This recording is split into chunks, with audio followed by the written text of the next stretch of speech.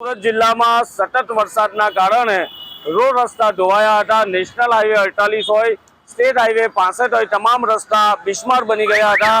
ગઈકાલ સુધી આ રસ્તા હતા બિસ્માર હતા, રાહદારી પણ ના ચાલી શકે એવા મસ્ત મોટા ખાડા હતા। વાહન ચાલકો હેરાન પરેશાન હતા। હાલત ડોલક કરતા મલ્ટી એક્સલ વાહનો પસાર થતા હતા, કારણ કે સ્ટેટ હાઈવે હોવાના કારણે અસંખ્ય વાહનો આ રોડ પરથી પસાર થતા હોય છે। પરંતુ જે રીતે મોડે મોડે તંત્ર જાગ્યું છે, ખાસ કરીને જે રીતે પ્રદેશ 24 ગુજરાતી ન્યૂઝ ચેનલ દ્વારા જે અહેવાલ બતાવવામાં આવ્યો હતો અને અહેવાલ બતાવ્યા બાદ હવે તંત્ર દોડતું થયું છે। અને ખાસ કરીને જે રીતે તંત્ર દોડતું થયું છે, ખાડા પૂરવામાં આવ્યા છે અને વાહન ચાલકો જે હેરાન પરેશાન થતા હતા, પરંતુ હવે ખાડા પૂરાઈ જવાના કારણે વાહન ચાલકોએ હાશકારો લીધો છે। પણ સવાલ ઉઠાવી રહ્યા છે કે વરસાદ પડે અને રસ્તા તૂટી કેમ જાય છે? કારણ કે લાખો કરોડો રૂપિયા ખર્ચ પછી રસ્તા તૂટતા હોય એટલે સ્વાભાવિક છે કે લોકો સવાલ પૂછે।